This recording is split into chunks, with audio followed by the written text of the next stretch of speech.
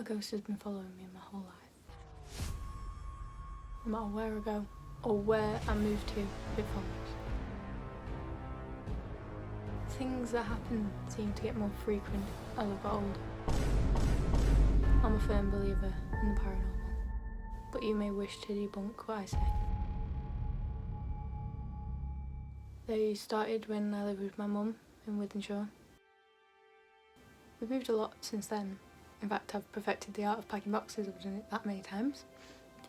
But I've always felt like I was going to move again, so that's why I don't like redecorating. I even used to wrap up some of my things as presents so they'd be at the new house when I got there. Made me feel a lot better about moving house anyway. I think it's strange how, now that I'm back here, more's happened. The first thing I remember was when I was 5 years old. My TV had turned off, and actually, being so young, I was scared of the dark. I froze, just wanting it to go away and let me sleep, but that's when I felt it. Someone had tapped me on the back. I still remember how it felt. Mummy! My mum told me it was our cat. Our cat had died a few weeks prior. I loved Tyler, but maybe I was too young to understand. Woo! Don't squish the cat again! We moved to Blackpool after that. That house always gave me a horrible feeling. It was in that house I was scarred for life. I was asleep, most likely having a nightmare. I've always had and still have nightmares almost every night. They've got so bad that I'm terrified of sleeping. And they were just the dreams. I woke up and whatever was screaming in the dream was still screaming in my ear while I was awake. I suppose it's like when a sound from the real world makes its way into your dream. Like the sound of your alarm in the morning somehow sounds like a dog barking, so you don't wake up. Or sometimes you do. And I had to something still screaming in my ear. And there was nothing there. As I got older, the paranormal stuff turned into sleep paralysis, where I would see a huge dark figure over my bed.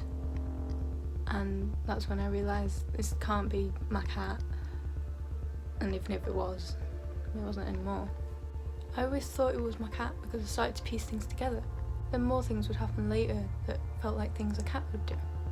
In my next house, I remember a lot more happened. I was here in the bathroom and there was no wind, no windows were open, and it was as if someone had just gone. Tap. When I think about it, the things that happened were things that cats would do.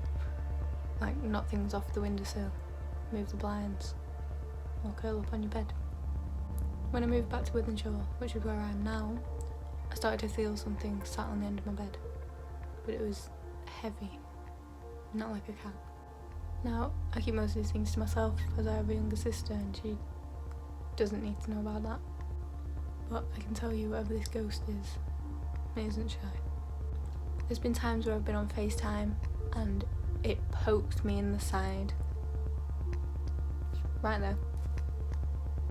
However, this didn't surprise me as the kitchen is the most active place in the whole house, apart from my bedroom, which is where most of the physical things happen. The most intense interaction I've had with it is when it held me right on my waist.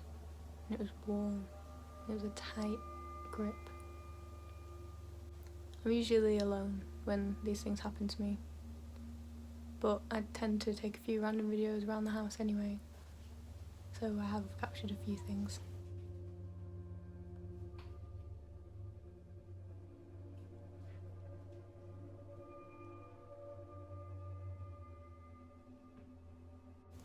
Each thing it does seems to get worse over the years, with the ball and the two most recent things.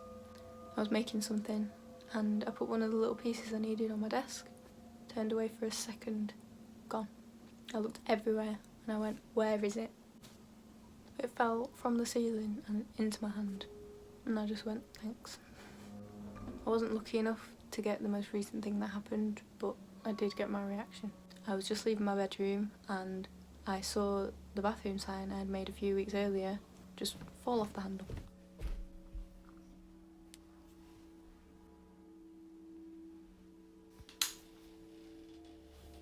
It was and is secure around that handle, and there was no wind, no nothing, it just fell. I think it scared me more that it fell unoccupied. As more things have continued to happen, I get a little less scared, more like I'm expecting it. They get a bit more annoying and scary, but it gives my life a bit of excitement, so I don't mind too much for now.